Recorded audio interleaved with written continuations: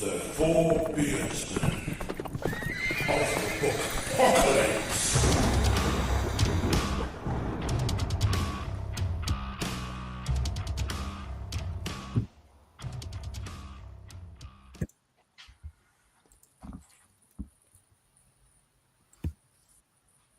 Hello. Hello. Welcome. Hi, everyone. Hi, AJ. Hi. Hi, Thanks for AJ. having me on. You're welcome. We're here with author AJ Calvin. This is almost, if David wasn't here, an all Fanfi Addict blogger edition. I of the Four observed that Beardsmen. in my research. I saw that you guys are all part of a cool club that I'm not in. Yeah. So actually, David, you're the guest this time. Hey. AJ is the beard. You can borrow Treebeard. Here, this. Before we start grilling our guest, like the actual guest, AJ, you've got a new book that's literally just come out. Why don't we just start off by telling us about Wraith and the Revolution?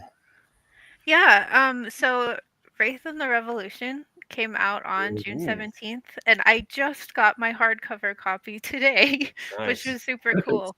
I've been waiting for over a month for that to show up.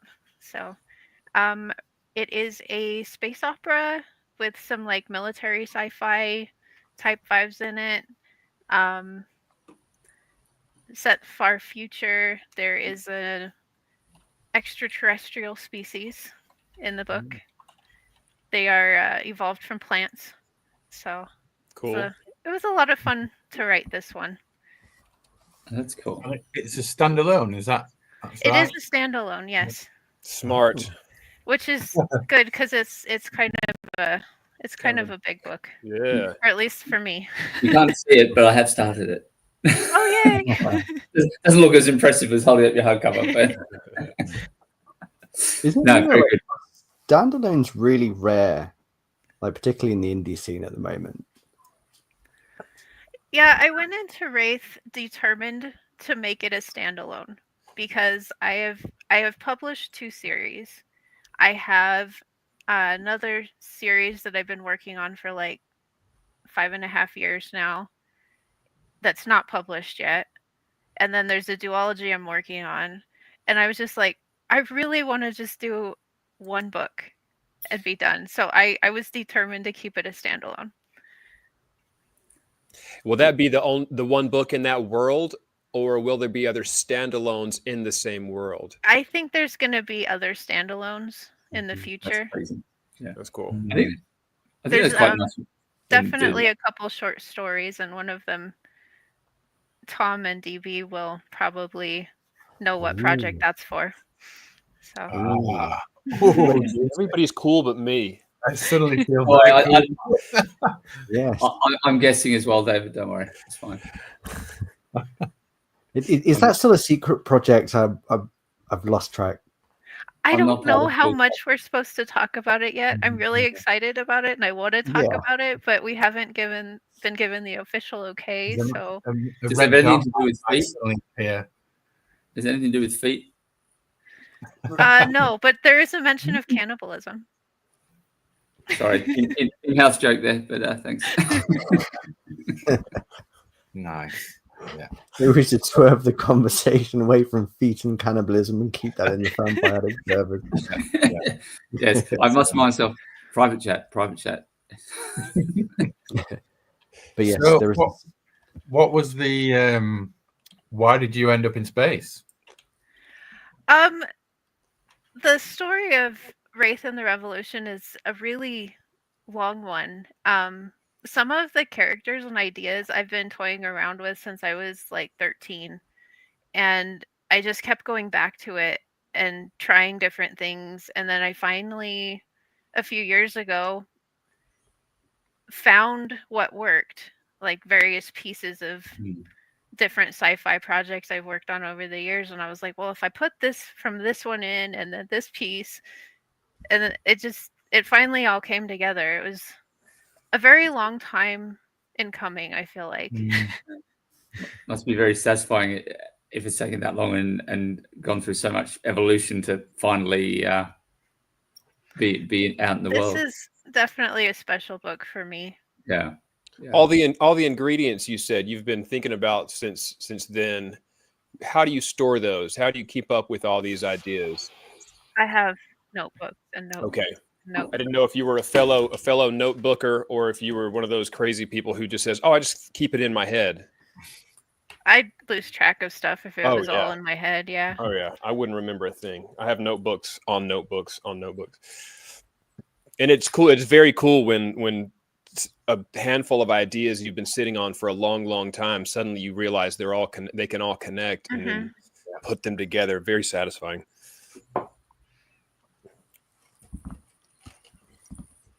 That's good. Well, I'm enjoying it so far, which is very good. I love it's Thanks. it's a very what's the word, quite dark world, but you can see, you know, it's but that's good. It's good. Yeah, I thought, yeah, here we go, devastated Earth. You know, you know, yeah, yeah. Shouldn't be so cheerful about that, should I? Really, but it's enjoyable to read, perhaps not to live in. But it's a sort of branch out for you in a way, though, AJ. Because I think you've only really written in the fantasy genre so far until Wraith came out, and obviously, like we can talk about like your science background as well. Like, were you kind of keeping yourself away from sci-fi until you got this book out there, or it just happened you were stuck in sort of fantasy? It was more of I didn't have a finished sci-fi book until now. The fantasy stuff, for some reason, I have an easier time building those worlds and coming up with complete stories. Where with like this one, as I said, I played with different versions of it over and over and over, different characters and stuff before I finally found something that worked. So I don't know if it's necessarily that like I didn't want to. I just didn't have something to publish in sci-fi until now. What would you say made it complicated or more complicated than fantasy?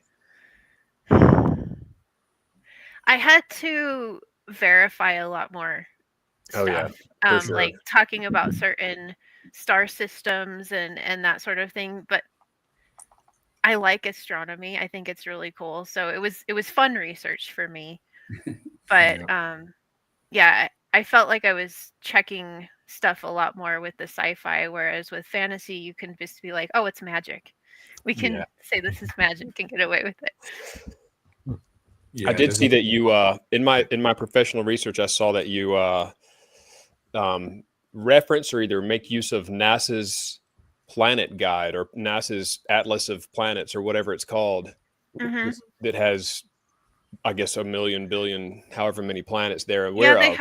They have an online catalog of all the exoplanets that have been discovered so far. So I was looking through that to find actual planets that would be in the habitable zones of the star systems that are mentioned in the book. Very cool. I saw that and I realized sometimes when I'm doing my professional research, I can fall down wormholes and get lost in time. And I was like, I'm not going down this one right now. This is going to cost too much time. Come back. No, exactly. Then I'll be writing sci-fi. But we'll look forward to violence and vigilance in space coming soon. That's the actual title. Yeah, with my next book. Violence and vigilance in space. In space. Falling down a wormhole is very apt. Yeah. True, very true, huh? But was there any? So I've never really written in sci-fi myself. I suppose technically for the secret project I have, but that's like the first time I've done it, and it was really difficult to get out that, like you say, everything is magic and fantasy. You can get away with whatever you want. You can just make up a system to explain it. Whereas I found sci-fi very difficult because you can't really take so much license. And obviously you're a scientist yourself. Like, do you find that hinders you a bit when you do sci-fi, or can you lean into that? So with Wraith, a lot of the science mentioned was more like astronomy, and that sort of stuff.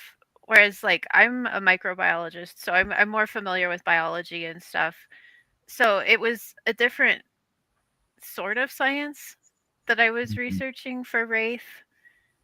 But in terms of like the analytical part of my brain, it was it was kind of fun to add some of that. I was like, oh, I can, I can kind of be more sciency, Yeah. for lack of a better term, in certain parts. Um, I don't know if that answered your question very well. It does. How- It does remind me, you were my like consultant when I was writing my sci-fi Oh, story. that's right. Microbial. Cool. Excellent. And It's well, weird because you've got hundreds, thousands of years in the future, so you can play to a certain extent, but it's got to be based on something that is at least recognizable. Also, calling it space opera versus sci-fi gives you more freedom as well. Like Red Rising and Star Wars, they don't, and even Star Trek to an extent, they can say, I have a whatever and it does this, and then they can go faster than light and so on. Right. There is some faster than light travel in I was Wraith, wondering. and I don't go into like how that The technicality, works. yeah. So I was like, space opera, we can do that. Yeah.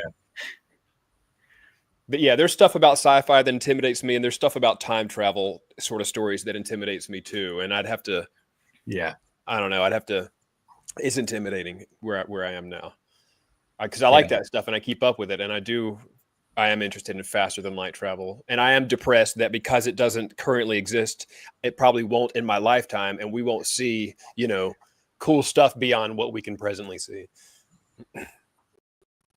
Yeah, I think we're so spoiled. Like all the culture in sci-fi, in TV, movies, books. Like we kind of like we know this technology is technically possible, but we're just not there yet, and it is a little bit frustrating. We're kind of like stuck in the middle somewhere. I think that when we find the faster than light travel, that might correlate to the solution that I've been looking for time zones, so that we can all technically sit down at what is 5 p.m. in our living room and meet exactly like this. I don't know how, but I want it. That's the only reason to invent that technology. Yeah, it is for podcasts, so we can get Andy on or whoever. So David's on Uranus. What time's that? That's all the time. So we could all drink alcohol in the same space. Oh my gosh, yeah! I wouldn't be drinking water; I'd be sipping one with my homies. Yeah, well, that's it. Maybe we just all harmoniously universal time at that point. No more time zones. Yeah, we'll figure it out. Yeah. I was going to say, DB, with you've gone also down the sci-fi-ish route recently, stepping away from your usual genre. Sci-fi-ish. I'm quite interested in that. Where did the come from? Well, because it's not pure sci-fi. No. Like many of your, like Callus and Crow, to be fair, isn't pure Western or pure fantasy or whatever. Yeah, you've meshed things up again, but there's sci-fi-ish is a compliment. I'll take it as a compliment. Yeah, I try and avoid any in fantasy. I will avoid any historians complaining. In sci-fi, I will avoid any scientists complaining, and I try and just plow my own sort of furrow. And it's in space. It's in space, and it's in a vast galaxy. So I guess it's a space opera, but.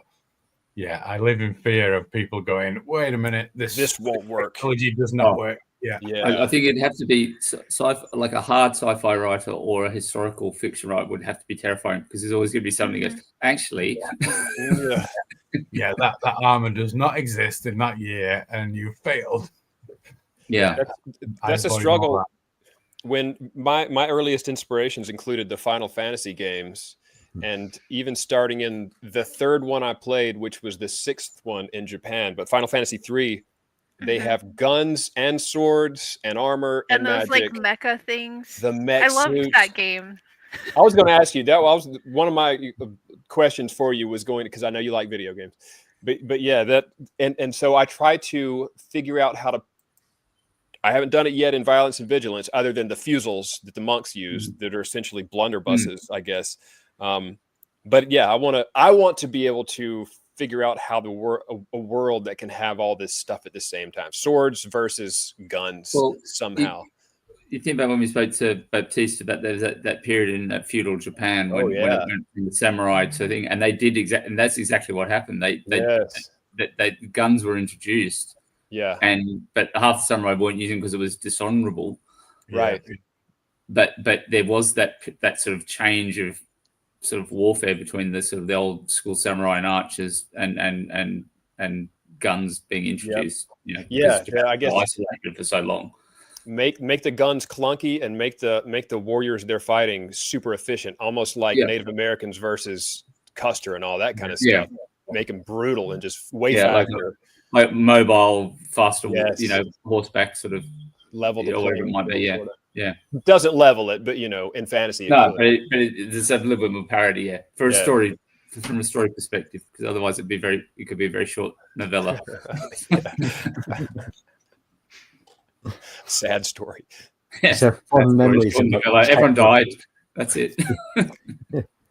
A fond memories of tech rushing on like Civilization, where you got like a caveman up against a machine gunner from World War One. Oh yeah, makes for a good story though. I want to complete this question and knock this one out. So Final Fantasy 3 in the US, AJ, you played that one? Mm-hmm. Super Nintendo. Yep. Yes.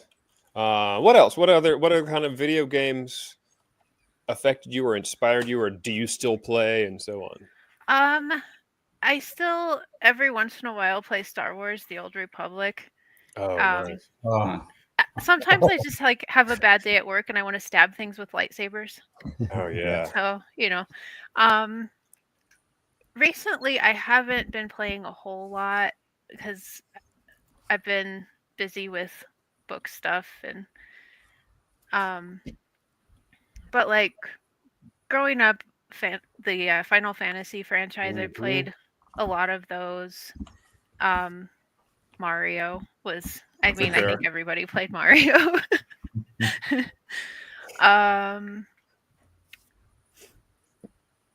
There was a game we had on PlayStation a long time ago called Legend of Dragoon that I absolutely loved. It was kind of Final Fantasy-ish. I could play the theme song to that.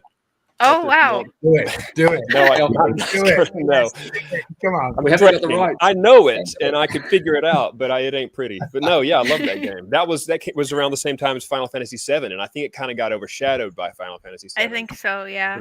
Very cool game. They had cool everybody had painted armor and stuff. Yeah, it was a cool game. You can only play it if you assume the stance, David. So yeah, that's how I'll fit in the camera. I'll just get down there. Yeah.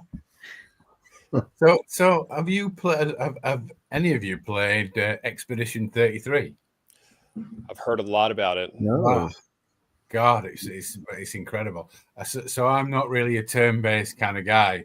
Yeah, but I've always really loved the worlds and stuff, but I can't get on with the turn-based. And Expedition 33 is the perfect harmony of action, turn-based. It's a beautiful story. It's just the best game. The music is good. I've been listening to that while writing some.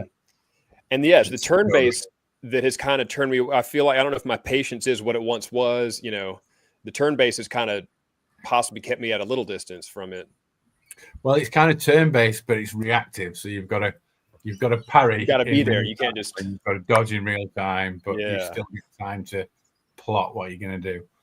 Beautiful, beautiful game. See, I love turn-based stuff. Like I didn't like when games just moved to that direction. If everything has to be dynamic, and you have to think all the time. It's like I just want to put my controller down, have a think, scroll through all of my options, all of my items, Fantasies. My 99 potions, which I'm never going to use, and then I will attack in my own time. Yeah, I like that too.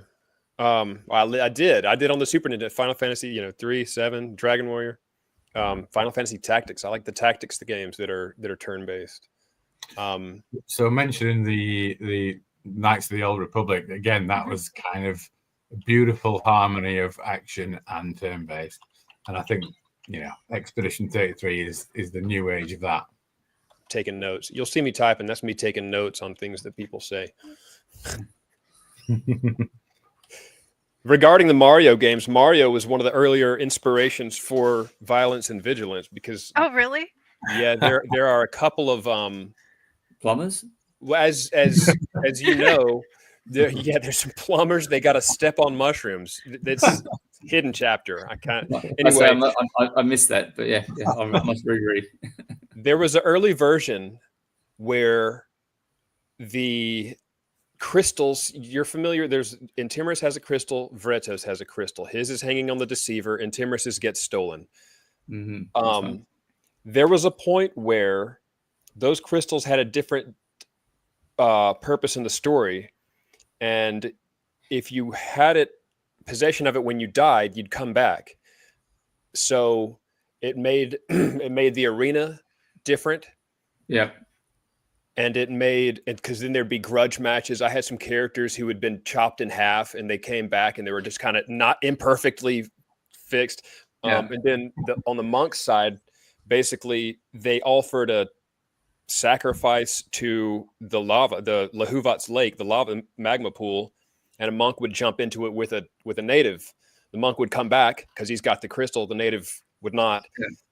But the whole dying and coming back was the Mario aspect of it. Yeah. Somehow. That's cool. When you first said the Mario thing, I was thinking about Mario 2 and those boss monsters that would shoot the eggs. They kind of remind me of birds.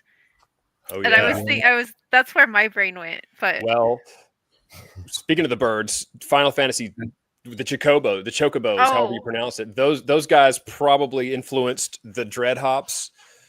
What's funny about the dread hops, it's actually terror birds. I don't know how much you know about extinct animals, but terror birds, but plus a rainbow. So that's essentially how those guys came to be. But also, I'd love to see somebody ride those things. Who knows what'll happen in book 2? Yeah. I don't know. A little snapshot. The bad thing is nobody's going to ride one in book 2. But now if I say that, I'm going to start going, should they though? Should they be riding? Let me add on. Yeah. Or just a novella where they're riding shit. Yeah. Well, the Beastmaster's son has the touch, and he could probably convince a Dreadhop to let him ride. Yeah. I think you've got the podcast, the pod racing the Star Wars. We could have beast racing and. Listen, Charlie, I don't need more ideas, dude. I really don't. Minimize the ideas. There you go. Yeah, it they doesn't got have the gladiator ring already. Yeah, there we go. You've got the ring, you've got the crowd. God damn it, Charlie. The ideas are a curse. Definitely. You can thank me later. It's fine. It's all good. And I can't even say what I'm typing, but sorry. I'm sorry. I'm not trying to disrupt. I love that we can kind of hear your brain clicking. Yeah, you think it's a keyboard. That's Dave's brain in real time. Yeah. I'm putting the lid on these caffeine. Those are going away. I don't need that right now. Blame them. Dread hops. Funny. Okay. Don't feed the birds. Don't feed the birds is the ultimate quote of all time. Yeah. I do like. You know what's funny? It happens maybe 3 times in the entire book. I was looking for it. Yeah. There's other phrases that happen more often, like "Intimorous sees all." In fact, this is slightly spoilers, but the phrase "Ark is dead" happens the same amount of times, and that's a character that's like midway through and beyond. I just liked the phrase "Ark is dead." And so after he died, I just would have people say, "Ark is dead." It happens about as much as "Don't feed the birds." All right. Look, I'm steering this back to AJ, and I'm going to try to go completely out of left field. Do you love praying mantises? I think they're really cool. So I've always had a fascination with bugs, insects, and spiders and stuff. And I was like this close to going into entomology when I went into college instead of micro. Yeah. Do you like or have you read Children of Time by Adrian Tchaikovsky? I've talked about it all I the have time. not read any of his stuff yet. Oh, I think you'd like start with Children of Time. Yeah. Oh, it will blow your mind. Absolutely. Yes. And if you don't love jumping spiders, you might after you're done, or you might hate them. You might, because they get huge. They get, Okay. You will become intimate with said spider. Oh I my have giant spiders and a sentient insect species based off of praying mantis in one of my fantasy series. Awesome. Nice. Yeah. So microbiology, for the layman's, not myself, I know all about microbiology, but for the layman's, is that cellular or does that include insects? Asking for a friend. I'm asking for Charlie. It's mostly bacteria and fungi for me. Okay.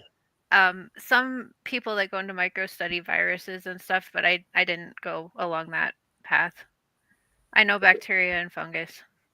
Fungi is some of the most biomass on Earth, isn't it? Mm-hmm. Or if not the greatest amount of biomass on Earth.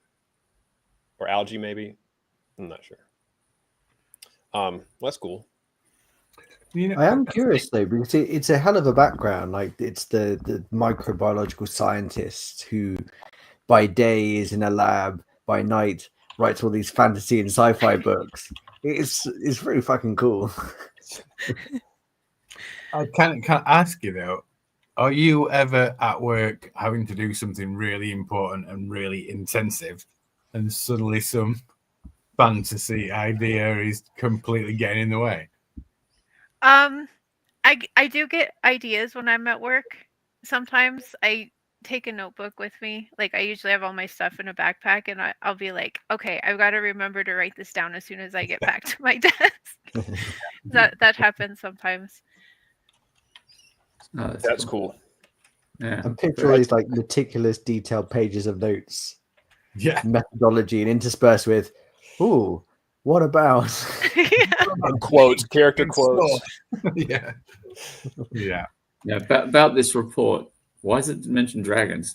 It's a new bacterial species. Don't worry about it.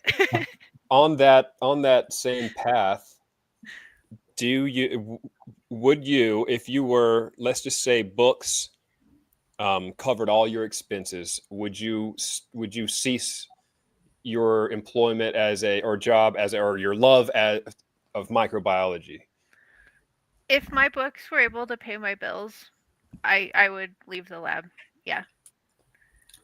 Like I like that work, Yes. but my passion is writing.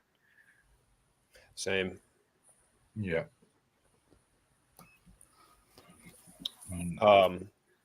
I suppose that's an interesting follow-on question. Is like, and we can put this like to everyone on the panel. Like, where do you feel that passion came from, like initially, and how do you go about like realizing it, making sure like you're not doing too much of the scientist thing or too much of video games or anything else? For the writing, like it's always been something I've done ever since I can remember being able to write. I mean, I know I started in elementary school. I had a notebook and I would just write for fun, sometimes on the weekends. And it's just something that I've always done. In terms of like balancing, I actually do quite a bit of my writing in the morning. I tend to not sleep well, so I'm always up really early. And then like I'll write for an hour or so before I have to leave for work. And then I try not to do too much in the evening because I think my husband needs to see me sometimes too. But I get a lot done on weekends because he'll have other things he's doing. He's got a saltwater fish tank that he is always tinkering with on the weekends, and right now he's outside doing some landscaping stuff. So Nice. What about the rest of you guys? I don't think we ever talked like much about like why we all do what we do, why we write these books. Like, where does it all come for you guys, DB and David? Yeah, I was thinking I've thought about this a lot of times. I don't know when I started. I feel like as far back as middle school, I was drawing maps and making quests. I'd never played D&D. I didn't know much about D&D, but I was definitely, there's probably the inspiration may have come from video games. And then when I would buy a manual for Final Fantasy III, and it's this thick and it has 20 pages of weapons, 50 pages of monsters. I just started collecting. I started collecting locations, monsters, character names, and stuff probably for 20 years before I ever started writing.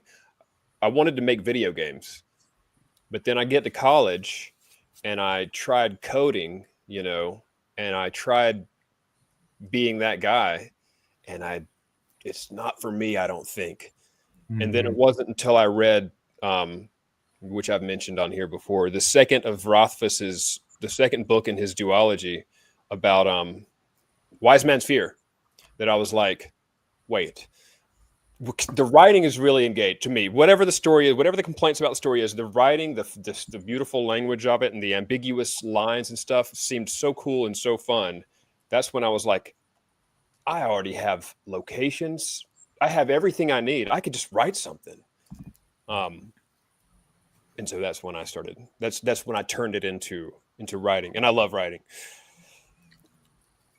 And I would quit my day job for it. Yes, name a day job, whether it's slinging kayak, I would quit. I don't know if I had to. If somebody said you have to quit playing guitar on stage or quit writing, I'd quit playing guitar because I have worlds I got to make. I want to put worlds out there. That's my passion. It's a compulsion, definitely. Yeah. Mm-hmm. Yeah. I'd miss it. I'd miss guitar playing. I wouldn't necessarily miss pulling kayaks around in 105-degree weather in Georgia, although I sure do like that more than asking people if they've tried restarting it, which was my previous. There's no fulfillment in that. Not in a plant. There's no fulfillment there. I think for me, I didn't read much as a really young kid because the stuff I was being sort of introduced to had no interest. But as soon as I found the books I wanted to read, it was like a vast void in my brain that suddenly had a story in it, no matter what I was doing. So I could, on the way to school or during some horrendous math lesson, I also had a story going on, and that made me like complete. So it was just a natural progression to, if I've run out of stories to read, I can be working on my own story, and then that will fill the void while I'm living my life. So now there's a purpose to have the ideas. Like there was imagination was just kind of this thing that kept firing with no purpose until I started writing stories, and now there's actually a reason to collect it, and there's a reason to shape it, and it's probably part of my mental health journey. Just to have an output.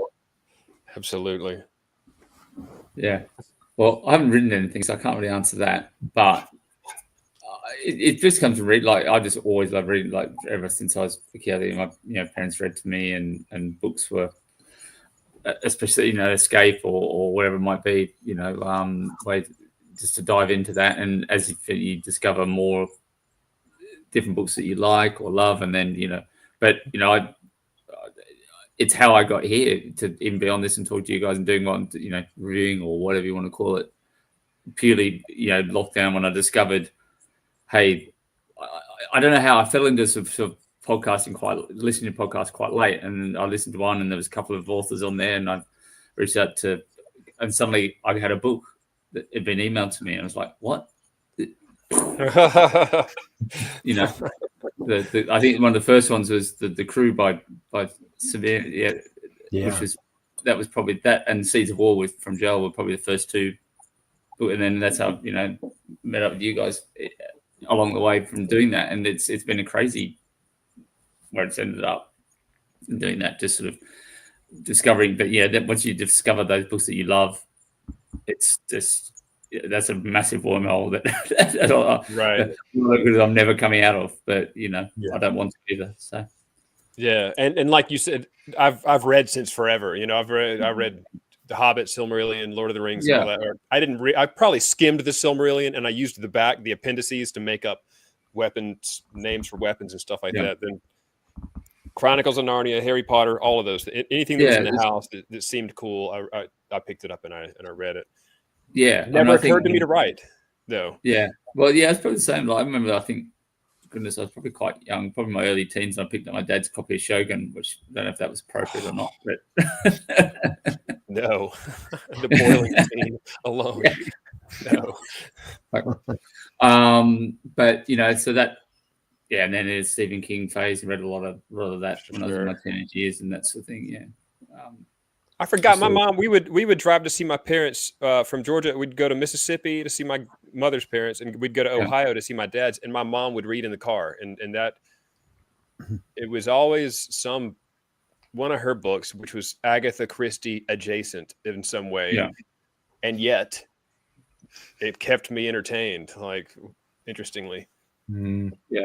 So I do the same for my kids. I think when they were little, reading to them, and I thought whether or not they becomes a passion. I mean, initially it's just to help them develop, and it's so good for their brain. It's very good for their brain. You're also going to have 12 to whatever years of education with at school or university. If you go there, that you've got to read, even if just to get through the things, to be able to handle the workload and just be able to read, assess information and take that in and think about it. And, I think there's intervening periods that I can see them. They don't get a lot of time for reading what they want whilst they're at school, because you've got English texts, you've got other texts, but there's only so many hours. So, like, kids get taught to read, but they don't get taught to read for pleasure.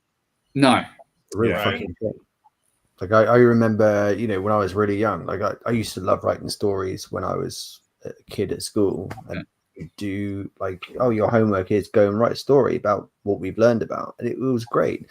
And then all of a sudden you just start getting like older, and then homework becomes maths problems and do some research on like the geology of fucking Scarborough or whatever. You don't actually like have any affinity with stories anymore. So I just read a lot, and I tried to keep writing, but I didn't do it for years, like years and years and years, until I was at uni, and then just randomly decided to start writing a pirate story, because I watched Pirates of the Caribbean and thought, this is historically inaccurate. I could write something more accurate than this. And there we go. Yeah. Airships. Well, yeah, it didn't start off as airships. I know. It was like a really, really stiff historical fiction that didn't really work. But yeah, I didn't really get back into fantasy until I was 28, 29. And I started reading like all the books I've been reading, and then joined Fanfi Addict. And that was like the gateway. Like, oh, damn, I've wasted my life. I really expected. After I joined the Fanfi team, I realized like how far behind I am on some of the modern stuff, because people will be talking about it, and I was like, I haven't read this. Yeah. God, yeah. Oh no, I still get things come up and go, one day. Like, I'm so behind. I try not to read in my genre while I'm drafting, but the problem is I've been drafting now since 2023, and so it's not, my TBR it's not manageable right now. Yeah. No. And it's the thing that gets me is people who have the TBRs that they go through, and they do review after review, and then they watch TV shows and they talk about the TV shows. I know two people. Games. Like, what the fuck? Adrian, this? Adrian and Andy. I don't know if Andy reviews shows, but Adrian totally reviews. Adrian Gibson reviews shows and books and writes. Yeah. Andy's I don't watch TV much, because like I just don't have the bandwidth with everything else. I'll pick a show and I'll binge it in about 3 or 4 days, and then that's me watching TV for the next couple of months. No, I think I'm not dissimilar actually. So I need to catch up on Andor, though. I hear Andor season 2 especially is supposed to be. Yes, I haven't done that. I haven't reactivated my Disney Plus subscription, which I've been waiting to when I've got time. I've got some controversial opinion on season 2. Oh, interesting. I hate to say it, but I mean, it's getting good. I've not quite finished it, and the last then 4 episodes. I was going to it's been say, good. apparently, yes, But, toward the tail yeah. end. The getting up to this point, I've been really disappointed. Really kind of like, what are we doing? What happened to the writing of this show in the first season that was just completely compelling all the way through? I'm not going because it might get really, really amazing in the last 2 episodes, but hopefully so. Yeah. Well, the thing is that was it Joe Byrne? He kind of he would say he loved it. He said, but it's not Star Wars. Yeah. Yeah. I think okay I with saw that. that conversation. Yeah. I think he said that. I haven't seen it yet, but I've been sort of come back to that comment. Look, two It's things. like all the other bits that we've never seen in Star Wars, the mundane stuff. There's like a lot of really mundane stuff that is kind of on one hand it's really exciting because you get to see the rest of the universe, what was behind it. Shopping in Star Wars. You get to see it because it lives and breathes, but also, do you want to see people going shopping in Star Wars, or do you want to see the exciting stuff? I like it when the world building is good. I can deal with some shopping if I need, if the world building is cool. I mean, I want to see stormtroopers go shopping. I would just miss. Quite.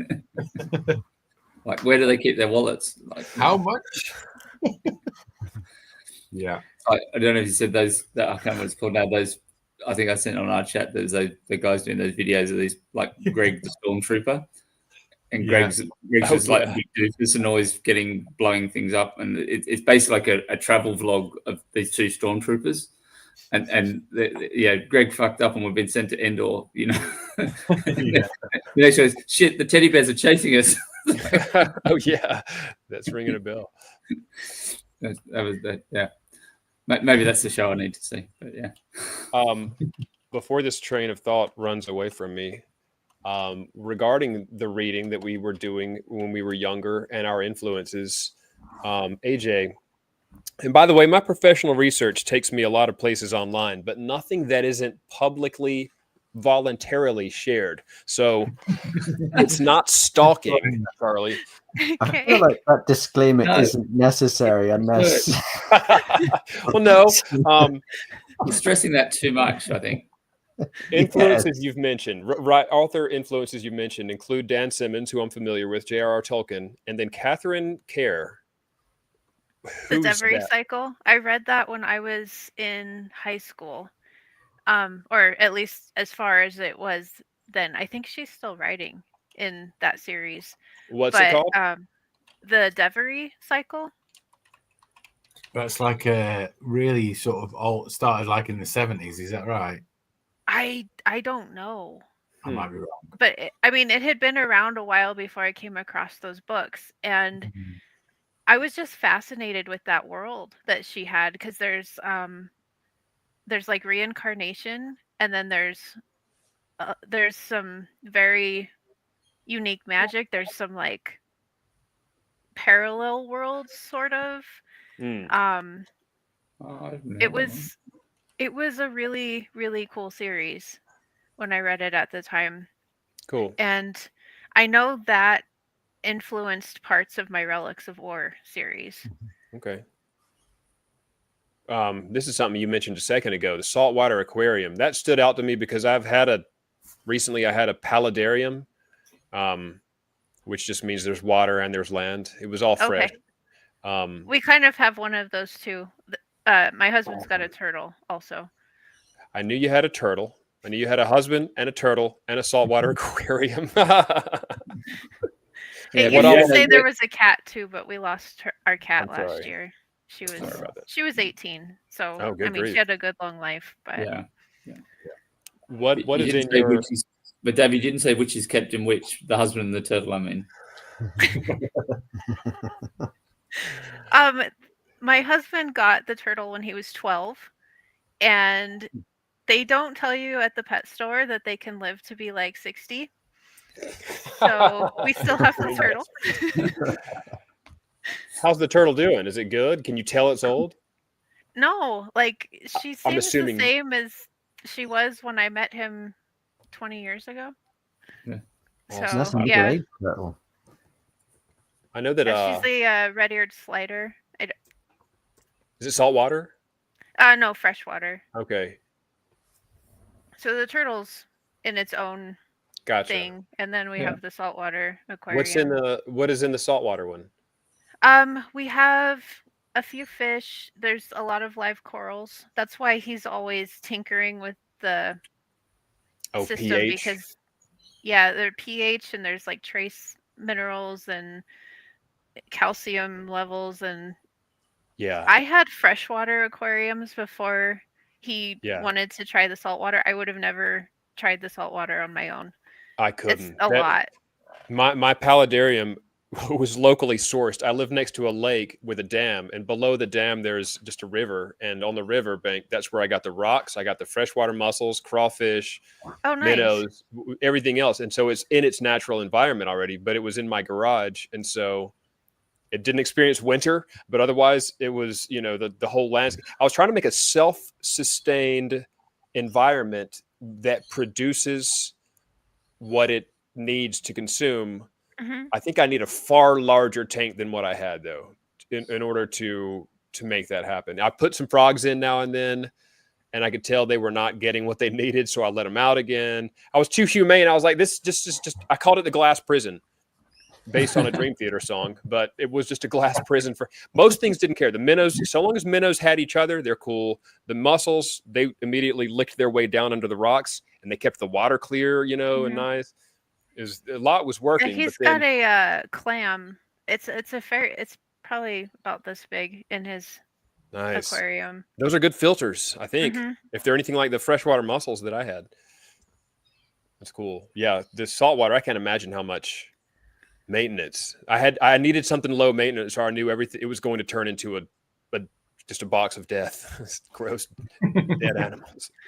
Yeah, he has a lot of it automated. They have like he calls them dosers, but they'll Yeah. take like the trace minerals and put it into the water at set intervals, but The he dosers. checks everything on the weekend, make sure it's still where it should be, and Cool. yeah. I've got a saltwater swimming pool. Does that count? Swimming pools are good. Maybe. What all lives in it, Charlie? A saltwater Hopefully, swimming hopefully pool. nothing. That's That's the thing. Oh yeah, saltwater is nice, man. It's better than chlorine. So much better. Yeah, well, you have to use a little bit of chlorine, but yeah, it's sort of. It's You not, can open your eyes underwater and they don't turn red immediately. Yeah, that's right. Yeah, it's a bit nicer and yeah, but you still it's a bit of a misnomer. You still have a bit of chlorine in there because you need to keep because you get all the leaves and other things. But yeah, so nothing. No, I haven't anything lived in there. I've no turtles in there. I think I've found a frog once, and sometimes you get some ducks decided to pay a visit and like get rid of them. Obviously, venomous frogs, venomous ducks. I'm sure. Yeah, that's it.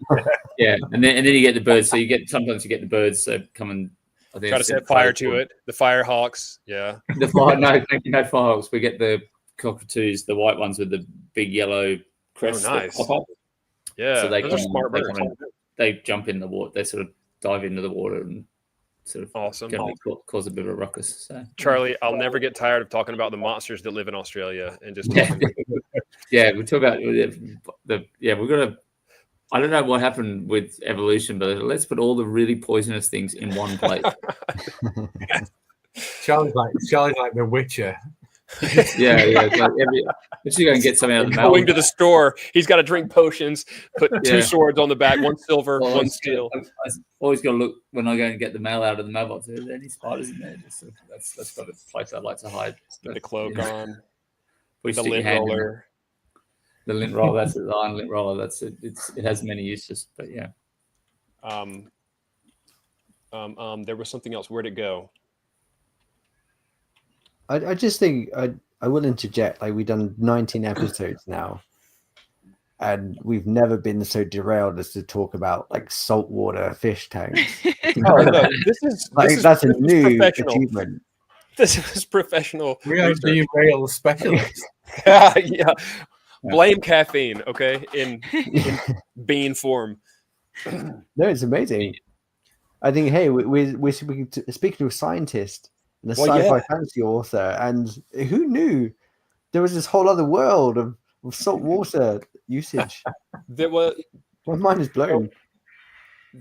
You made me think of a thing, and it's kind of a cloud. Let me see if I can turn it into a sentence. AJ has been on interviews recently, more than a handful. She's been on quite a few. And I know most of us authors will get on an interview, and I've seen some with Joe Abercrombie, and I've seen some with different large authors, and I've seen some of these big authors answer the same question a million fucking times. And so I like the idea that there can be unique questions that are only asked in one podcast. And maybe it's refreshing for our guest, AJ, in this case, talking about, now, if you want to talk specifically about books, about, in all that, we're down.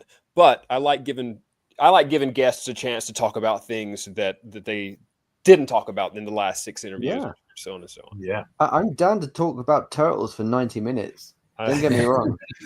I'm perfectly fine with this. Why not? So one of the recent interviews I did, he asked me about scuba diving because I do scuba I dive. listened to That's that on my one. list, Yeah. obviously. You going to bring up the hammerhead shark?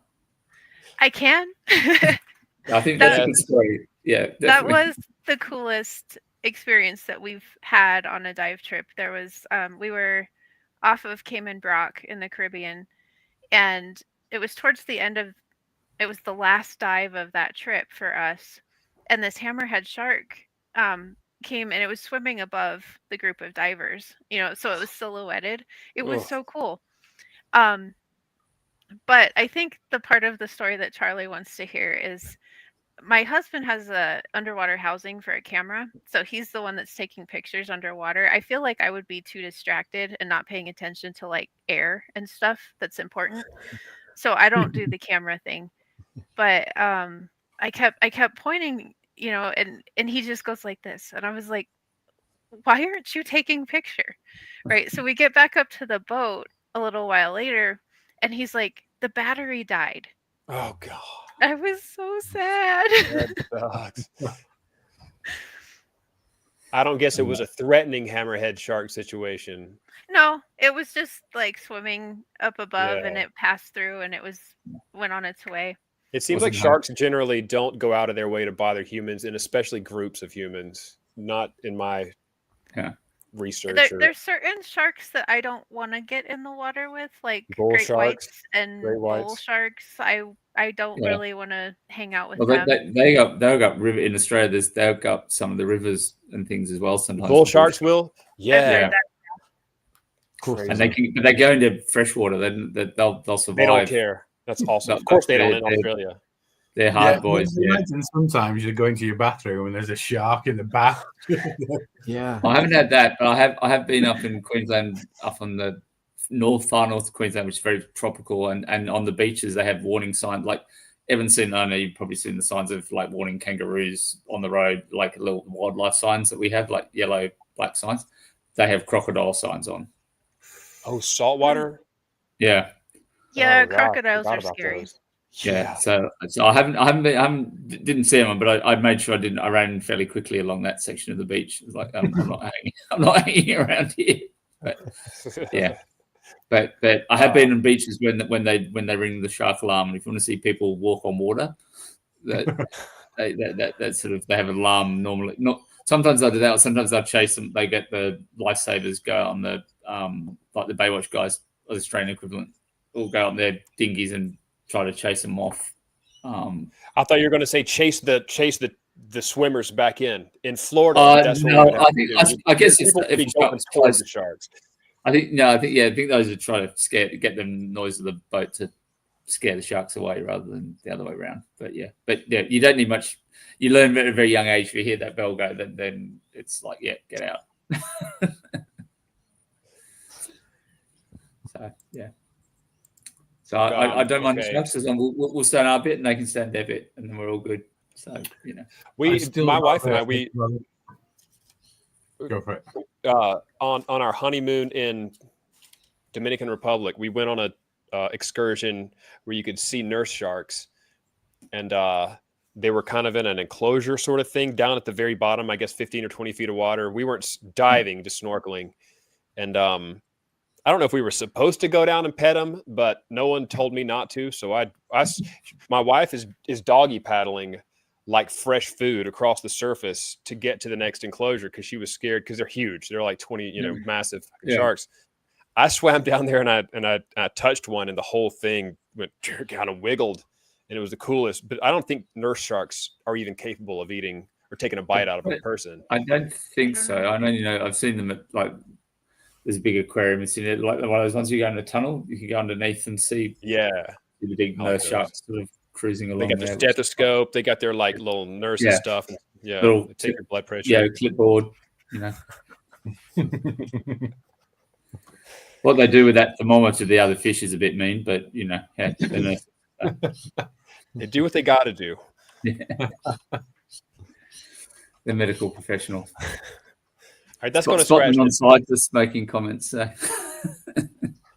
How long have you been diving? Is that a thing you've done for a long time?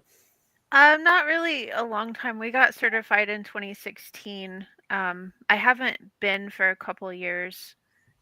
It was about so it was 2023. I went on a trip with my brother. That was the last one that I did.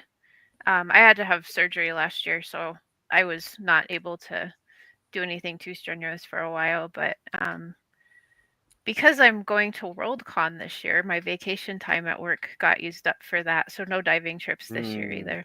Do you exclusively dive in salt water, or will you go to are there clear enough lakes?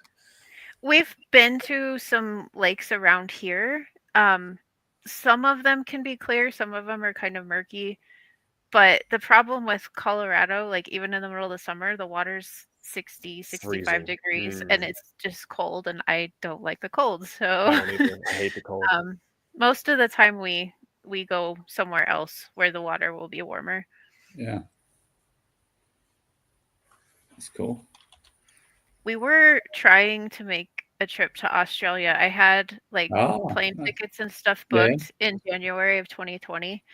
And so obviously that didn't happen. We haven't been able to make that trip work yet. We had a Disney cruise planned, which I hate the idea of cruises, and I never want to set foot on a cruise ship. But my family twisted my arm, got one booked, and then the world went to shit. And I was like, "Well, there's my sign. Clearly, I'm not supposed to be on a cruise." Well, I have been a cruise ship, but that was the spreading. That was a major spreading event in Australia when a cruise ship rocked up and they let all these people off, and suddenly, boom! Dang it! Oh my gosh! It was like Typhoid Mary sort of situation. Everything. Let me make a note of this just in case this subject ever arises again. Yeah, that was. It's the cruise's fault. It was a spread event, but because Australia was, compared to the rest of the world, we didn't have as many cases that they actually they could track people because if you had this app, so it was in the news. Like it was almost like in the news today. Bob's got COVID, Fred's got COVID, Bill's got COVID. It's like everyone else in the world's got 20,000 people a day, and it's horrendous. We're going, and Fred's got it, and Jeremy's got it, and then there's one dude that I don't know how they tracked him. He went to like 7 barbecue stores, not food, like hardware sort of things. And then was like, what's he doing? Because somehow they had this app that tracked. We had this app that when you had to sort of check in when you went places, so they could track. So, but we look back at it now and go, that was a bit crazy. But nothing. It was all a little crazy. It did. It went tilted on this axis for a little bit there, but it got me. It partly gave me the time to get in my podcasts and read my books, so it wasn't all bad. I mean. The horrendous health. Some upticks. Yeah, like the extra free time was quite nice.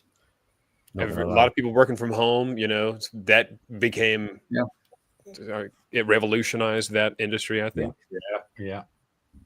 I was lucky I could still work from home, so my day-to-day wasn't really much different. So I was a lot more lucky than people who couldn't work. I suppose that would have made it really, really bad.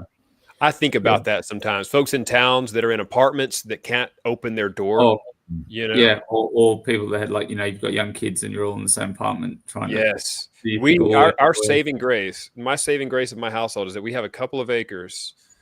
And so if you get tired of somebody, you can just go outside. And there's the woods over in that direction. There's a field over there. And there's a couple more kind of woods over here. And you can just cut trees. We cut some trees down during that time, pulled some kudzu out of trees, whatever else, yard work.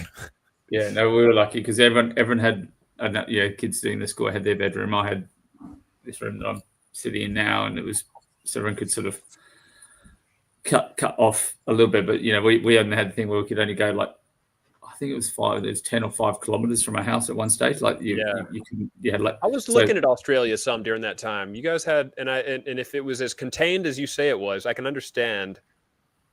Yeah, like an effort would be put into place. Yeah, it was pretty like some of the cities, like Victoria, which was another one in the States and the South, they had more lockdowns than the rest of that, slightly more draconian government. But yeah, look, it was like bad, and it did restrict things, but we didn't have it as bad as the rest of the world. So you could argue to a degree maybe that was, you know, sure, maybe it was worth it. I don't know. But then, you know, it cut off a lot of people from families, and you know, people wouldn't go to funerals and all sorts of things like that. So, you know, it wasn't all roses, but we were pretty lucky, really. So I'm going to change the subject off COVID, and because well, you started with cruise ships, so it wasn't. I'm sure I did. Sometimes I'm going to read this as I typed it. Okay. Dumbass. Sometimes my professional research bears collateral fruits. All that to say, Tom, you were a chef. Yes. Were you stalking me? Well, I mean, it just happened. I think it was probably because you guys are all in the cool club except for me. And so I was looking through what FanFi Addict. Yeah. Yeah, a few years. Yeah. What kind of chef? I know you make pierogies. I know you can make a mean pierogi. Be careful what you put online, people. You're fucking right. Yeah, I was a chef. I graduated. So I did the whole uni thing for 3 years, and then I wasn't really ready to be a person, but I needed money. So I was a chef instead of a person. Yeah, that's flattering. I literally just started working in like a cafe restaurant place. It was cool though. Like they had their own allotment, so they grew their own veg and herbs and stuff. Cool. And it's like real left wing, like vibey place, you know. Cool. A lot of drugs. Artsy. Yeah. Oh, so when you said they grew their own herbs, is that what you meant? Wouldn't put it past them, yeah. It's on the second floor. Yeah, it's good. But funny story, because they had a grant from the local council. This is up in Nottingham, and they're still going. They're called Crocus. Look them up. They're really good. They used to get people in who had like learning difficulties, or like they couldn't get work experience normally. So we'd get a grant to take on people who needed experience. They come work in the kitchen with me, or they work front of house. But sometimes you had to be so careful with your communication. Like I learned so many lessons. Like I said to one guy, "Can you go out in the back and like sweep out the storage area?" I went around to check on him, and he just opened the end fridge, you know, the walk-in fridges you get. And he's basically like doing all the fucking shelves with the broom we use for the floors. I was like, mate, there are several health and safety violations going on right here. They're going to shut us down. Please, can you go and do something else? You got to get some leniency if that grant's in place. You know, you got to for the health stuff. You got to get a little leniency on the score. Yeah, but their hygiene record was fantastic. Otherwise, just that one little. And yeah, and then I just went from restaurant to restaurant for a bit, and then I've done that. I got like sous chef level at some point, so I got pretty good, but then I wanted to do something else. Ooh, Livia. Hello, Livia. Hello, Livia. Sorry I missed you last time, Livia. You were stars. Fanboying with Mr. Abercrombie. Mr. Abercrombie, yes. Loveland, Colorado, and I'm not pronouncing it the way that somebody from there does. I'm sure. Yeah, it's Loveland. Loveland. Yeah. What is there anything cool there, or is there anything that in that location that you would say you could attribute to your, I don't know, writing or your pursuits? Loveland is it's not as small as it used to be, but it's not like a major city Yeah. around here. I do like that we can basically drive like 20 minutes and there's hiking trails. So like we're right on the edge of the Rocky Mountains. Oh, cool.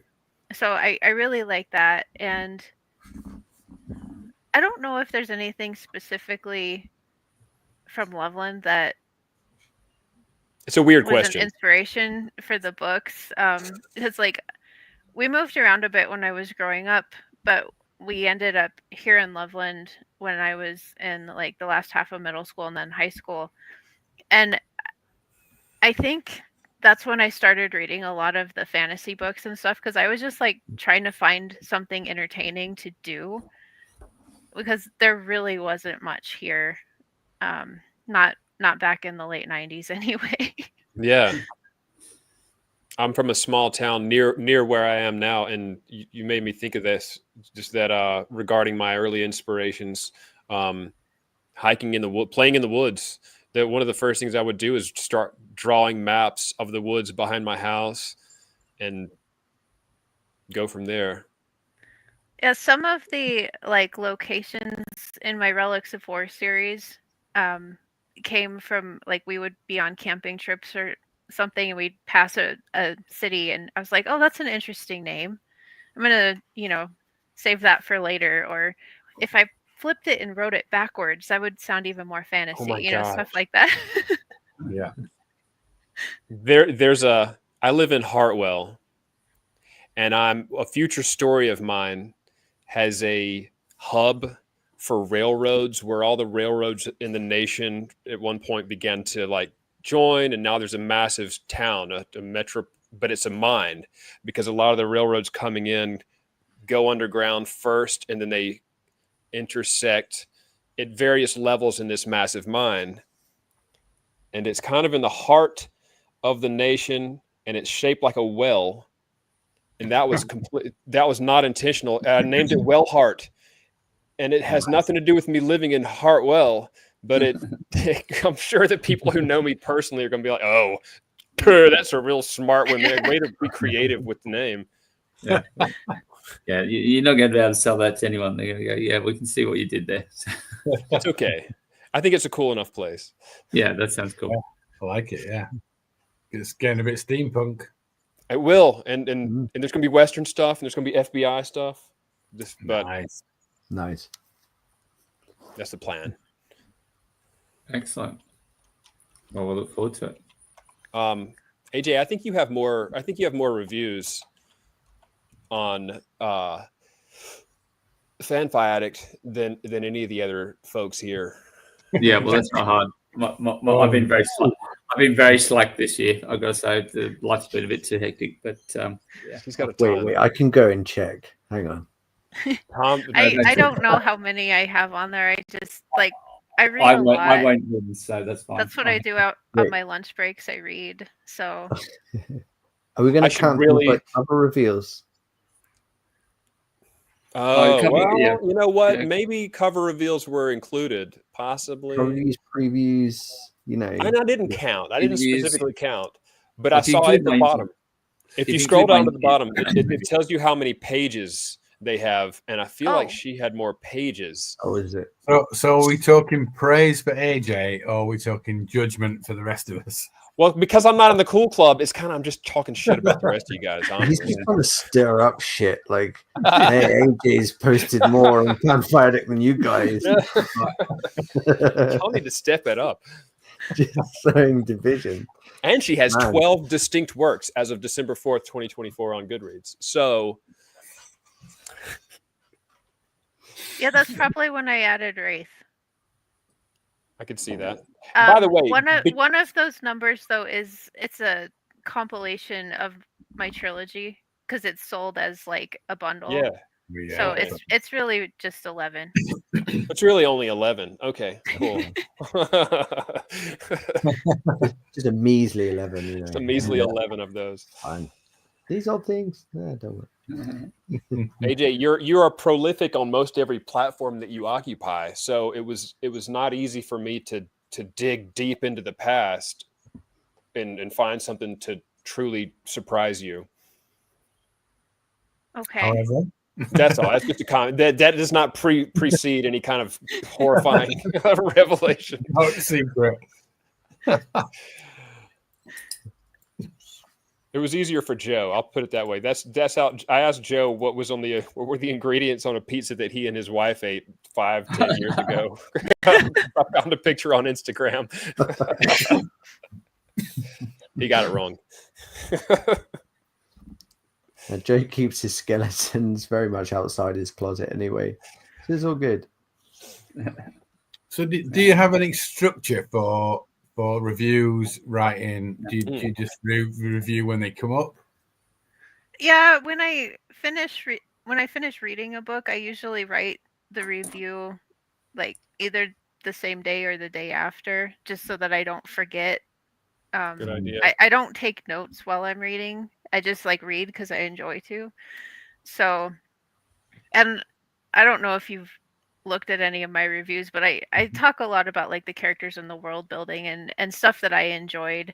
I don't get too technical into the prose or whatever. I like to read. I like to be entertained. So that's On kind of that how I subject, approach reviewing. I thought you were, without taking notes, I thought your review was one of the better that contained everything going on in V&V, because I know it's a lot of different points of view, a lot of characters, and it's a lot of stuff's going on. I would have, if somebody had said, did she take notes to write this? I'd have thought yes, because the spelling was all correct. Everything was all very detailed. And if I haven't said this already, and I know I did online, but thank you very much for that review. It was a great one. Oh, And you're I welcome. saw it on multiple places. I tried to comment on it on FanFi Addict, and it said, your IP address is fishy. So I tried it on the other computer, and it said, we don't like your IP address. And I said, all right, you know what? Fuck it. You're not in Right. the cool gang, are you? I saw your comment on my website though. Oh, you're shadow banned, David. We should have told you. You guys blacklisted me. That's what's going on here. Yeah. I'm not even allowed in the cool club.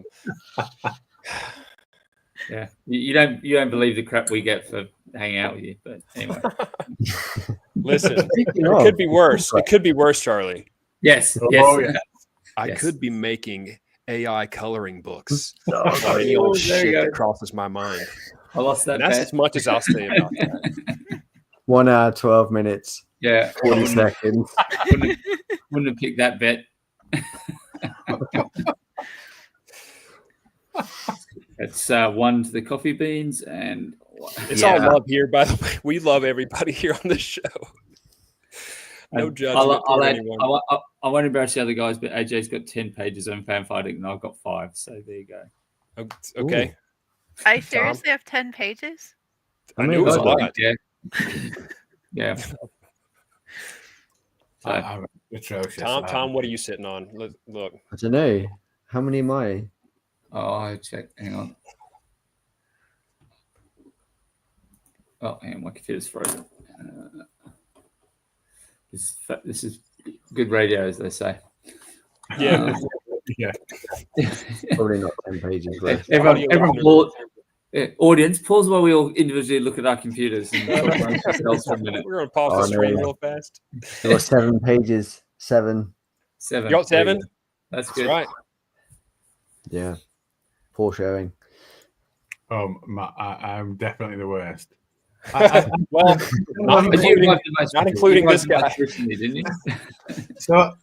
So I only write reviews when I'm inspired to write a review. So even if I like a book, it doesn't necessarily mean I've got a good review in me, because I quite like to write a review. I don't just kind of spill out my thoughts. I try and make it like A thing. something entertaining to read.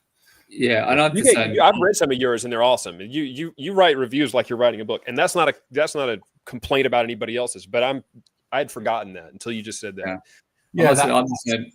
I try to do the same. I want to try to write something well, and then not, like I'll redraft it like 5 times, and then I'm not sure, and it's like, oh, I don't try to write a review when I do, and it's been a little while just with time and other things. But I suppose creative energy is going in different spaces. But the I try not to write a review where I tell the story. Like sometimes, I still wanted to say what I liked, the elements that I liked about it, not spoil things. Why I think it's original or interesting or things like that when I do it. So, but yeah, only had the time to do more. I'd like, because there's a lot of books I need to do a lot of justice to. But yeah, definitely.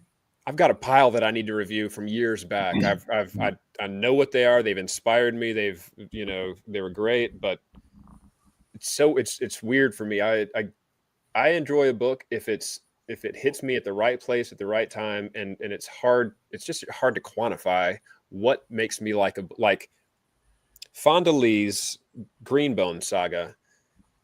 I find it hard to quantify why I can reread that series, and I've reread it 4 or 5 times, and I generally go for more flowery prose than but her prose, it gets the job done. That doesn't sound flattering. It's whatever. Again, this is my struggle.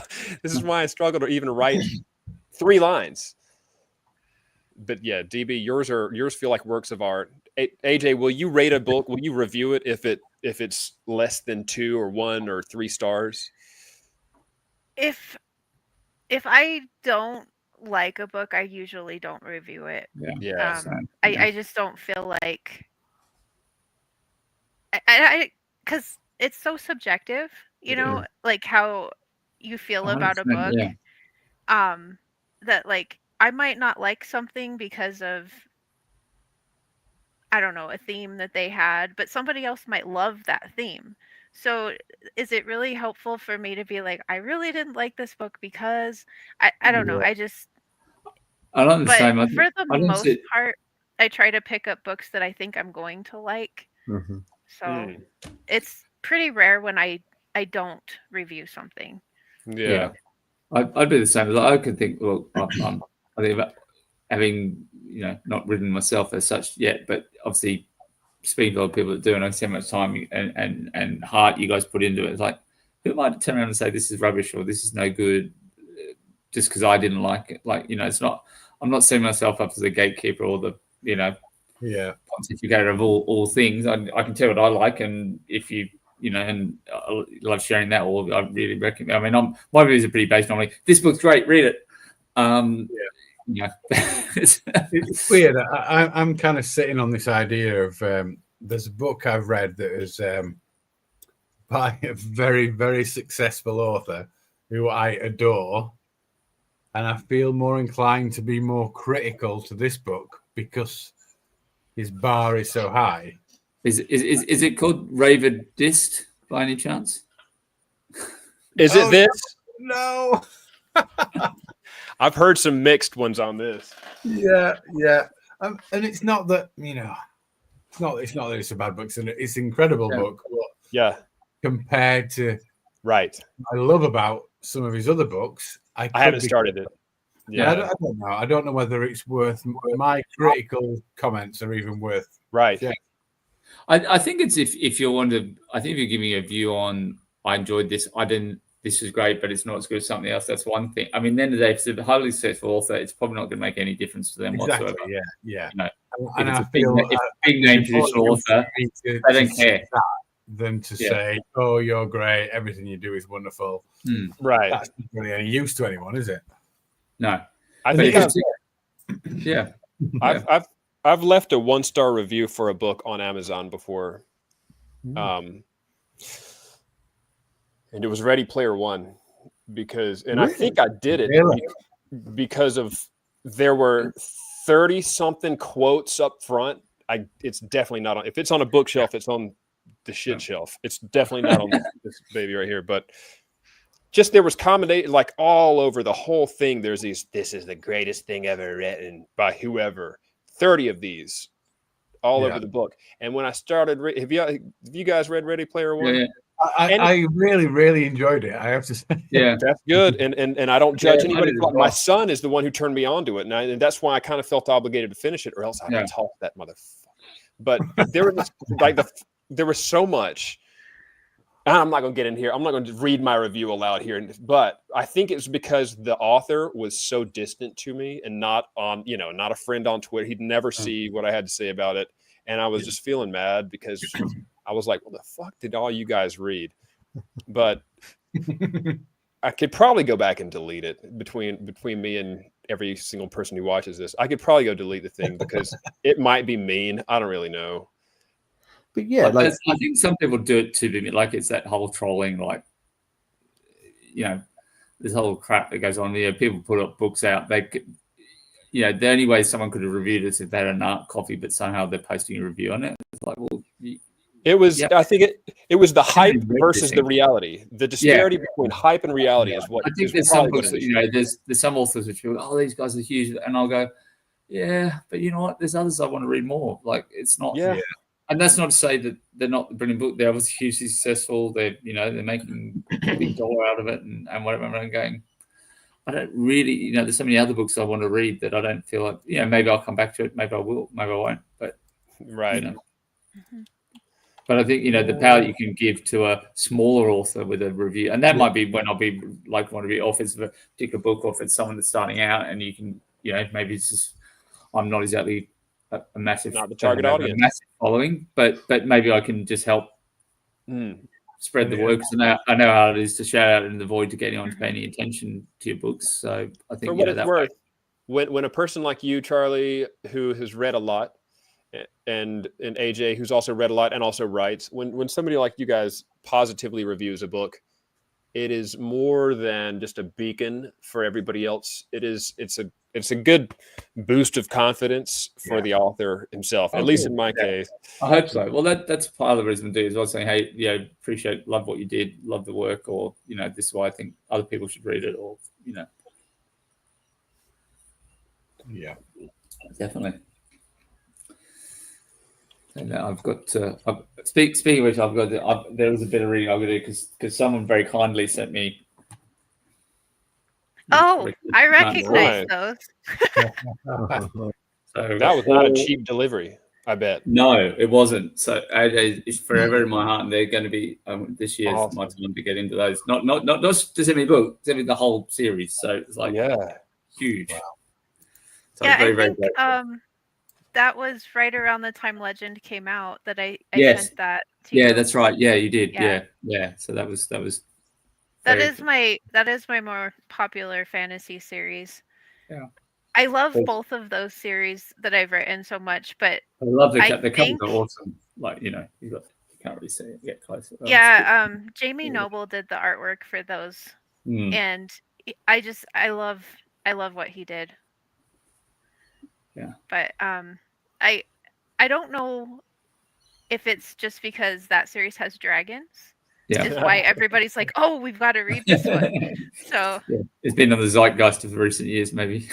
weirdly, I was going to ask actually: is there a series that is better, that's received better than the other, and is that yeah, the Can Legacy. So the series that Charlie just had up there, that's the one that I don't know if it's been necessarily received better, but it gets more attention. And I think part of it is the dragons, and then part of it is I've had a couple book club deals for Exile, which helped boost it a lot. Cool. My other series, The Relics of War, does not have any dragons, but I haven't been able to get a book club deal for that one. I just made a note to add dragons to V&V2, so You do have land Everybody likes dragons. That's what I'm learning. Yeah, they do. But They really do. You do have some cool land sharks. That's I do. The bark sharks. Yeah. Yes, those They're were very cool. They're very cool. Yeah. There's some cooler ones coming around. I won't get into it, but hopefully there's some cooler ones coming around too. I'm sure. I've expended all of I feel my we just have to. punish John here. Ruggedly handsome. Hey, Punished. Yeah, it's our new friend John. Kind of Never new met guy. him before. Right. Never seen that guy before. Looks kind of familiar, but the red eyes. Can't Oh, place must it. be Yeah. else.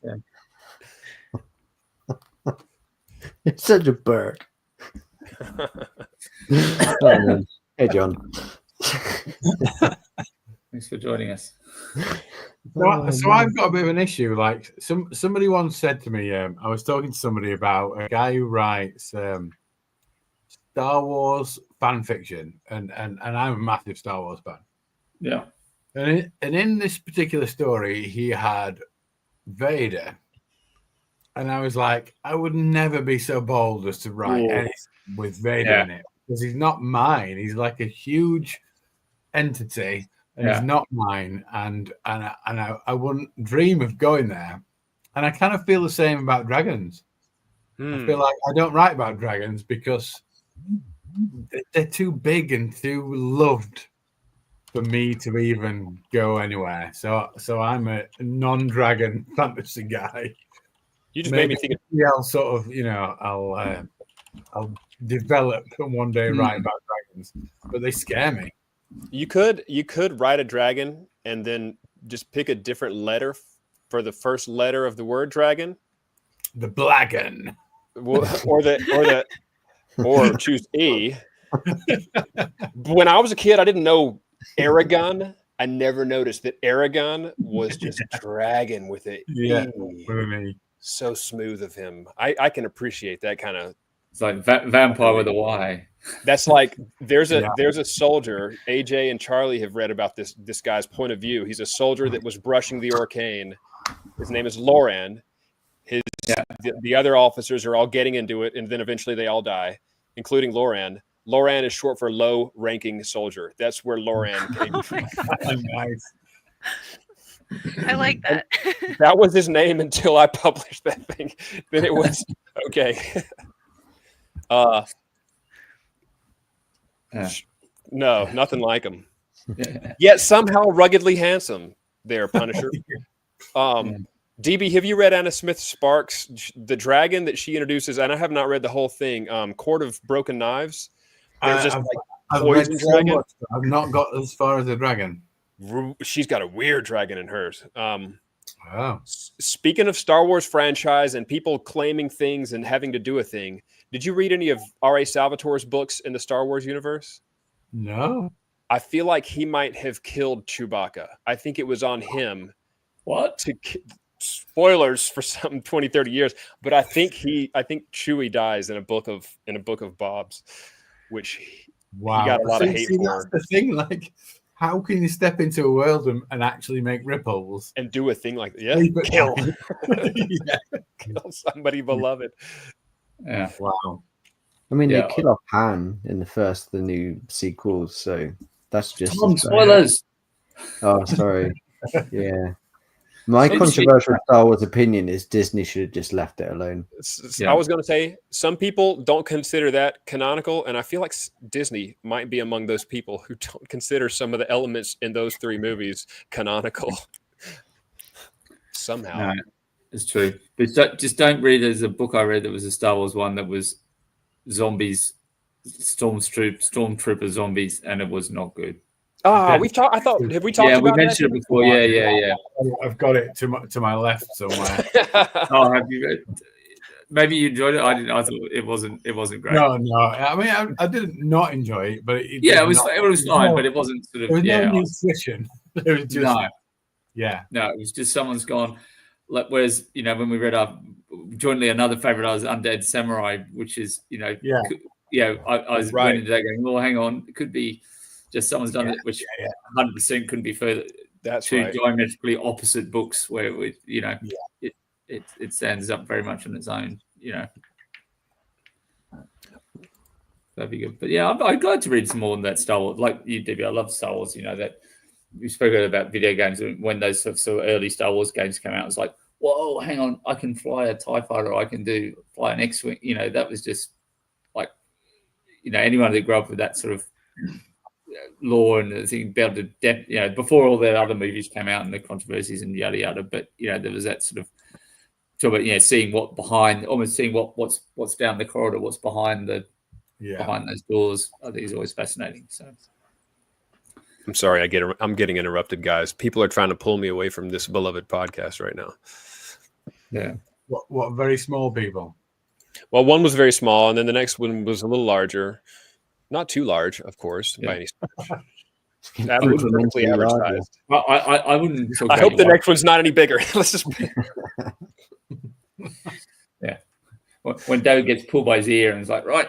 If I just disappear out of frame, camera freezes. Just cuts. It was goodbye. Well, yeah. And farewell.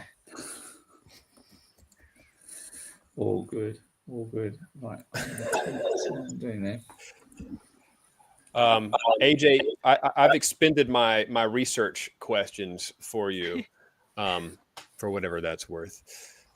But it's because, again, you're prolific, and so it seems like you have a lot of chances. What's next in the after Wraith? I'm not entirely sure yet because I'm currently working on a series that's set in the same world as the Kayan Legacy. Yeah. I've got 6 books drafted. Good. But that's what I was going to ask you. So I don't like to publish my series until I at least have everything done. Good grief. So I was going to ask you, because you made that comment before, like you like to have the series done before you start to publish, correct? Way smarter than me. Yeah, me too. Anti-Rufus. When I was first looking into publishing that, the Relics of War and then the Kayan Legacy later, like I saw a lot of commentary online about certain authors who, it's been like 14 years since the next book has come out in the series, and like people were turned off of series that weren't complete. Yeah. So I saw a lot of that, and I was like, okay, I'm just gonna get it done and get it edited and finished, and then we'll start releasing the books because it seemed like a better idea. I still had some people, when I would release like the first book or the second book, they wouldn't touch it until the series was fully out. Because of those folks you saw, so those guys had it. Guys, people. I don't know if they're guys or not. I don't know if they're Rothfuss and George R. Martin or not. But yeah, I don't know. I don't know anything. I'm not. But yeah, I feel like they had an effect on stuff, a negative effect. I'm not mad at them, but it's hard to finish a series. Yeah, so I have that one. I've been working on that series off and on for like 5.5, 6 years now. When I eventually get it done, which I'm getting closer, then I will publish that one. I just don't have a timeline yet. And then there's a duology I've been working on. I'm working on the second book right now. And that's a cozy fantasy. So a little bit different, cool. But I started writing the first book. I was having a lot of stuff going on in my personal life, and I just needed a distraction that was like completely fun and silly, and yeah, so that's kind of how that one started. And it has sort of a ghost hunters theme, but it's a fantasy world, so it was fun. The main character is a ghost. Nice. Does he know he's a ghost? Yes. Okay. He's very much aware that he's a ghost, and there's not very many people who can see him, so there's some like pranks involved and cool stuff like that. All right, I do have to run, and I'm gonna leave y'all to it. This is not a question. That's a very cool bookshelf you got back there. Oh. And I bet I don't know that I'm the only one who knows that it's a cool secret bookshelf. I've posted a couple videos. Yeah, that's very cool. We installed that last summer, or really my husband installed it. I painted it, so I helped. He's stuck in the fish tank behind there. He found a kit from Murphy Door. So and we took the closet doors out and put the bookshelf in. So there's a closet back there. And I Yeah. hide like all of my author event stuff, you know, like the book racks and the tablecloth and all that. Oh, nice. It's hidden in the closet. I paused a Instagram video probably 14 times trying to figure out what book it is that you pull to unlock it. Is it a special book? So it's a fake book. It's got like the Okay. mechanism in there. I put a cover on it. The cover says it's the Space Bandits. And Space that Bandits. was I was the Googling it. original title. That was the original title Oh, of that's Wraith back when I was awesome. 13. No wonder I couldn't So- find a result when I was searching. Yeah. Yeah, so the Space Bandits, there's only one person in the world that's ever read that book, and that was my brother. And I wrote that when I was like 13, but that's where Wraith started. And I was like, I kind of want to have a spot for that on my shelf because nobody's Yeah. ever going to read it, but it's where that all started. Awesome. Oh, we got a good question from our friend Punish John. Listen, I got to go. Okay. I'm going to tune back in and I'm going to listen to your answer for this question. John, good to see you. DB, Tom, Charlie, AJ, good to meet you. Catch you Thanks, later. everybody. Thanks for that. Adios. I think, yeah, maybe to wrap up the show then, because that's one hell of a question. Not an uncomfortable Oh, question wow. in any way. We've had I a am- nice cozy I chat am about not, salt like- water and the rest of it. Let's end on the bloodbath question. I honestly don't think I have a answer for this because like I don't like confrontation. I don't like to fight with people. Oh man. I mean, if it was all in fun, You could kill them with kindness. Yeah. yeah. Yeah, about as violent as I get is when I'm playing video games. So it's not like a real situation. I really don't know. that is a tough question. A cage match where you have a no holds barred game of Smash or something. There we go. There's an easier question for you. Yeah. Don't have to kill anyone over this one. Oh.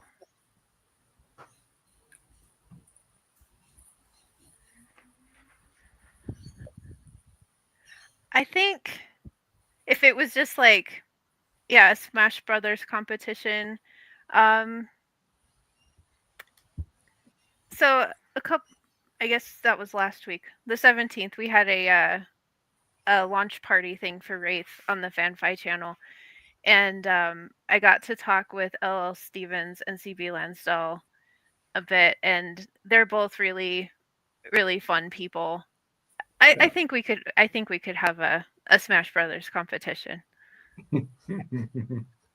Just inside a cage. Yeah. And ZK's question, just to finish us off then, who are some underrated authors that deserve more attention? This is like the perfect fanfire question for the last. I think we should all answer this as well, since we're all in the blogosphere. Yeah, I'll try to limit my response because I have a really hard time picking favorites. Yes. And so probably from my recent reads, I would say LL Stevens, her Triumvirate series is really, really good. If you like epic fantasy, and especially like with crazy politics involved, her series is really, really good. And I know it's finally starting to pick up some more traction. She just released book 5 this spring, but it's taken a while, I think, for that series to get much notice. Let me look at my bookshelf.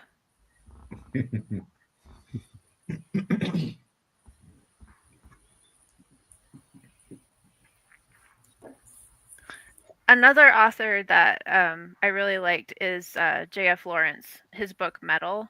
It's a sort of apocalyptic scenario, but with bacteria. That is it has they've been genetically engineered to corrode anything metal. So basically, all the infrastructure it was a great book. Yeah. So That sounds I good. don't think that one gets much attention either. No. Charlie.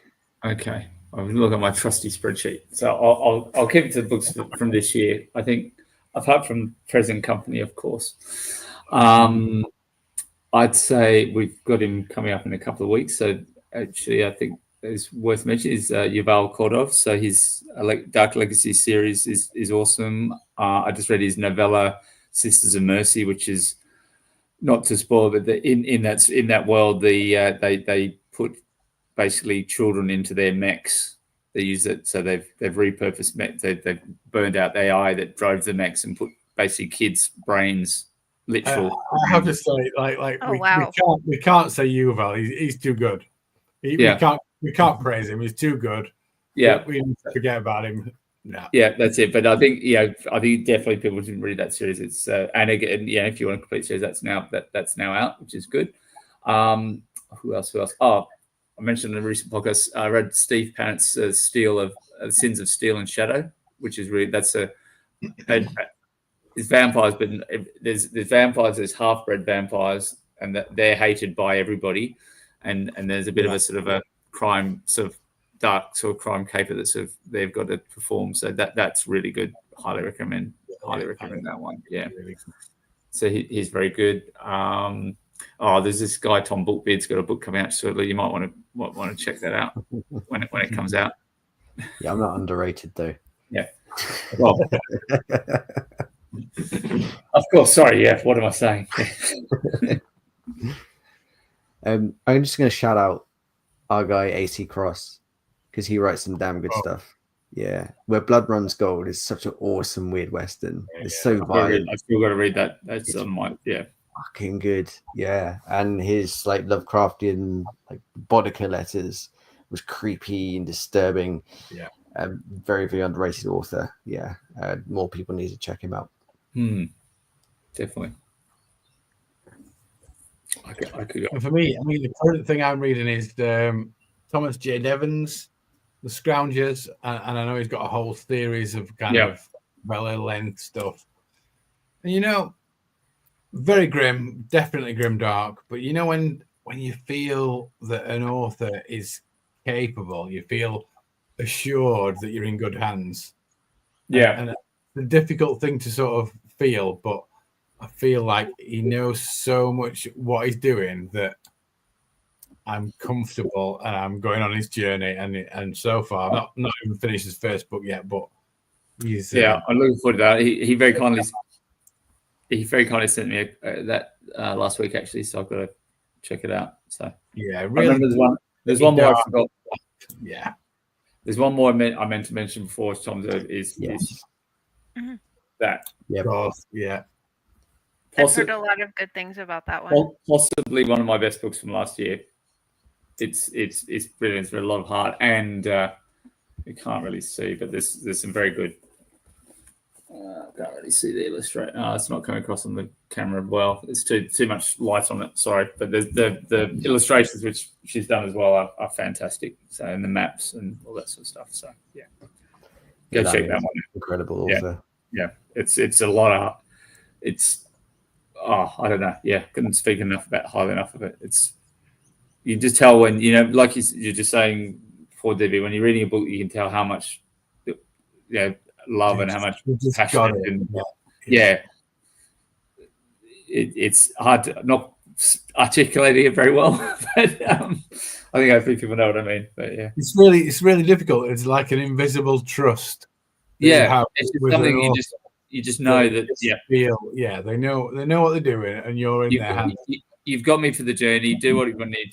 I don't know how long it takes. Yeah, because it's possible. It's not necessarily action packed. So you think, and it's a big book, but at no time did it feel like it was dragging or so which I think is a good sign of any book if you're just enjoying all of it.